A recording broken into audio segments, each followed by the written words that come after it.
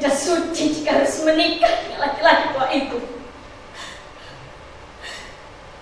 Dia pikir karena dia seorang adipati yang memiliki harta dan kekuasaan, dia bisa mengancam Romoku untuk menyerahkan anak perempuannya.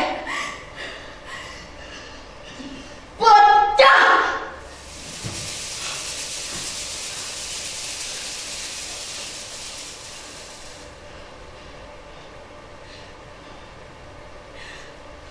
Aku bahkan tidak kenal siapa laki-laki itu. Dia tiba-tiba datang ke Kadipaten Pucang Kembar, meminta aku untuk menjadi istrinya. Entah istri yang keberapa. Laki-laki tidak tahu ciri. Mentang-mentang dia memiliki harta dan kekuasaan yang lebih besar, dia mengancamku untuk menyerahkan anak perempuannya. Kemarin lusa, dia tiba-tiba datang ke Kadipaten Pucang Kembar, menyampaikan keinginannya untuk melamar kepada Romo dan Ibu.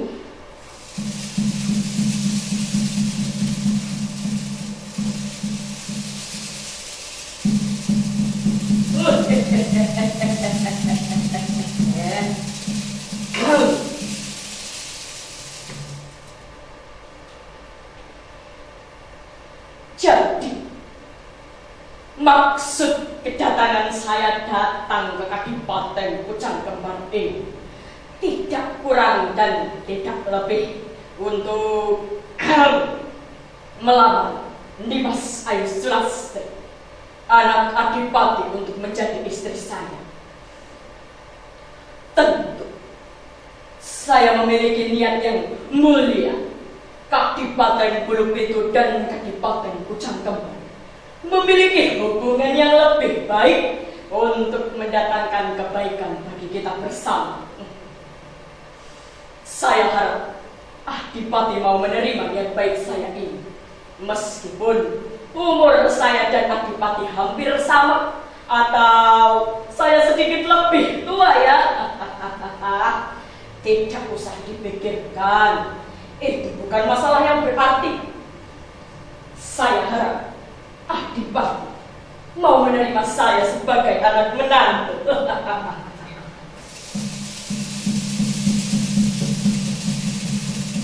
Pada saat itu, Romo berada di posisi bimbang dan bingung untuk menentukan sikap.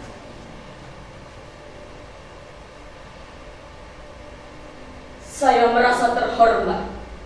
Adipati Bulupitu jauh-jauh datang ke Kadipaten Pucang Kembar ini. Tetapi mengenai niat Adipati untuk melamar anak saya Sulastri, tentu saya harus membicarakannya terlebih dahulu kepada anak dan istri saya, karena bagaimanapun dialah yang akan menjalaninya.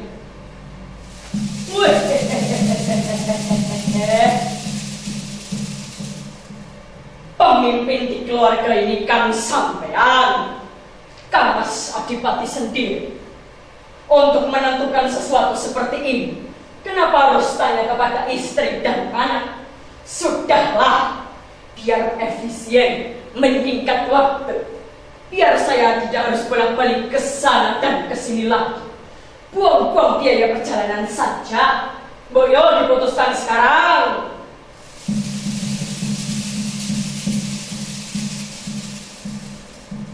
Romo tidak punya pilihan. Di satu sisi, beliau sebenarnya ingin menolak, tapi beliau takut karena Adipati tua itu terkenal sangat sakti, yang melakukan kekerasan untuk mendapatkan semua yang dia inginkan. Dengan pertimbangan keselamatan keluarga dan rakyat Pucang Kembar, Romo menerima lamaran Adipati tua itu. Hari itu juga, laki-laki tak punya malu itu datang merayuku.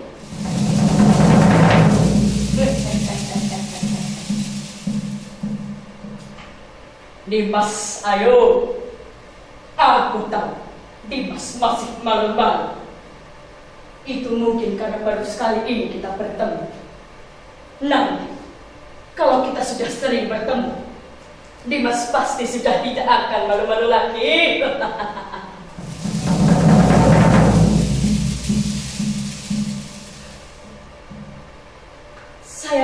berdiam menemui panjenengan itu karena rasa hormat saya kepada Romo. Jika bukan karena beliau, saya tidak suci menemui panjenengan.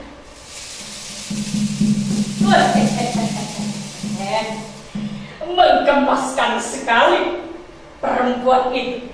Kalau sedang marah malah tambah cantik dan tambah menggemaskan. Tidak apa-apa nih Mas, tidak apa-apa. Mungkin saat ini kau masih belum bisa menerima. Tapi nanti kalau kau sudah ikut bersamaku ke Kadipaten Bulu Pitu, kau pasti akan berubah. Tenang nih Mas, tenang. Aku sabar untuk menunggu. Cinta akan tumbuh karena terbiasa.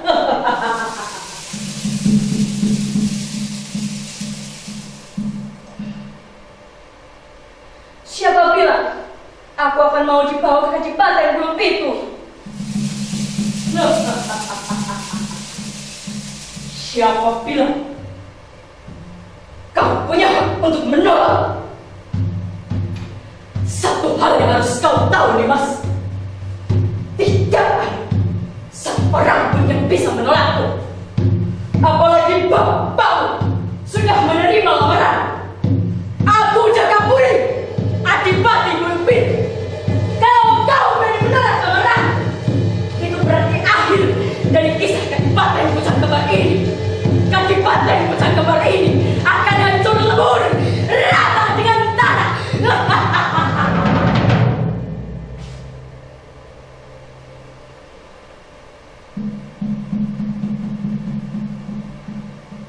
Hari itu juga aku dibawa ke Kadipaten Bulu Pitu. Romo, ibu hanya bisa menangis melihat putrinya dipaksa diseret masuk ke dalam kereta Adipati.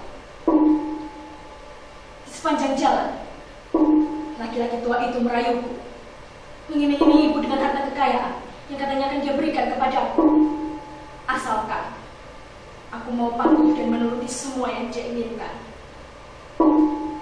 Aku hanya bisa menangis, berharap ada seseorang yang datang untuk menolong. Sampai di suatu tempat, kereta itu berhenti untuk beristirahat. Aku mencari kesempatan. Saat para penjaga itu lengah, aku seperti berlari masuk ke dalam hutan ini. Saat ini, mereka pasti sedang mencariku. Aku harus kembali ke Pucang Kembar. Tapi aku bahkan tidak tahu jalan pulang. Romo, ibu, kenapa aku harus selalu pada posisi seperti ini? Kenapa Romo begitu tega menyerahkan anak perempuannya pada laki-laki yang bahkan tidak aku kenal sama sekali? Kenapa Romo begitu lemah? Gusti, apa yang harus aku lakukan?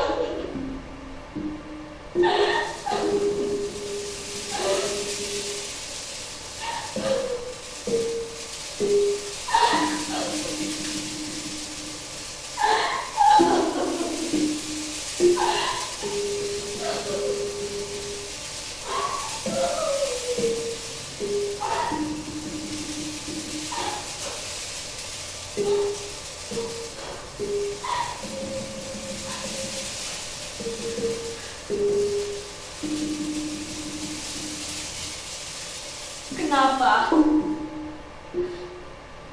perempuan harus selalu pada posisi seperti ini? Kami bahkan tidak punya hak untuk menentukan jalan hidup kami sendiri. Kenapa kekuasaan harus menjadi milik para kaum laki-laki? Kami bahkan tidak diberi kesempatan untuk menyampaikan apa yang kami rasakan. Kaum laki-laki selalu menganggap kami lemah dan harus patuh pada aturan. Padahal aturan-aturan itu mereka lah yang membuatnya. Mereka egois. Mereka membuat aturan demi membatasi perempuan untuk kepentingan hegemoni kekuasaan mereka. Tidak adil. Itu sangat tidak adil.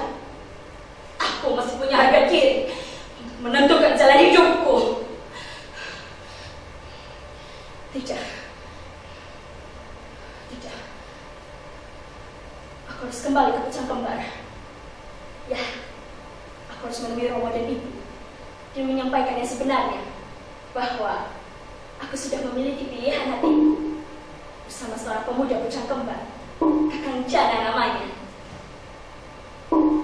Seorang anak laki-laki yang sering datang ke Kadipaten, mengikuti bapaknya sowan ke rumah Adipati. Karena sering bertemu, kami menjadi saling kenal dan bermain bersama. Meskipun umurnya sedikit lebih tua dariku, tapi Kakang Jana pemuda yang sangat baik. Sejak kecil, dia sudah bersikap dewasa, ngemong, dan melindungiku. Mengajariku menganyam, membuat wayang dari rumputan, bahkan sesekali mengajariku permainan-permainan. Sampai tidak terasa, kami mulai menjadi remaja. Perasaan itu mulai tumbuh. Kakang Jana memikat hatiku. Meskipun dia hanya pemuda biasa, hanya anak seorang guru, tapi aku memberikan hati dan harapanku pada dia. Sudah cukup lama kami menjalin hubungan ini secara diam-diam, menyimpannya dari Roma dan Ibu. Karena jika Roma dan Ibu tahu, mereka pasti tidak akan merestui hubungan kami. Tapi karena kejadian ini, aku harus jujur dan mengatakannya sebenarnya kepada Roma dan Ibu, apapun resikonya. Tapi aku tidak tahu jalan pulang. Bagaimana jika di tengah jalan aku bertemu dengan pasukan Cenopering itu? Tidak. Aku harus melawan mereka. Aku akan buktikan perempuan bukan makhluk yang lemah.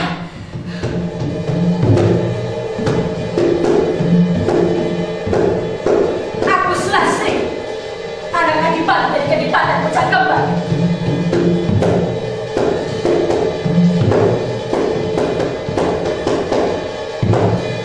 Bukan perempuan lemah seperti yang mereka kira. Aku Selasri, anak Adipati dari Citrakusumo. Bukan perempuan lemah seperti yang mereka bayangkan.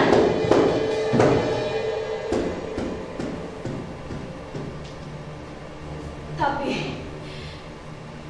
jumlah pasukan mereka sangat banyak. Pasukan Adipati itu juga bersenjata tombak dan pedang. Adipati tua itu juga sangat sakti.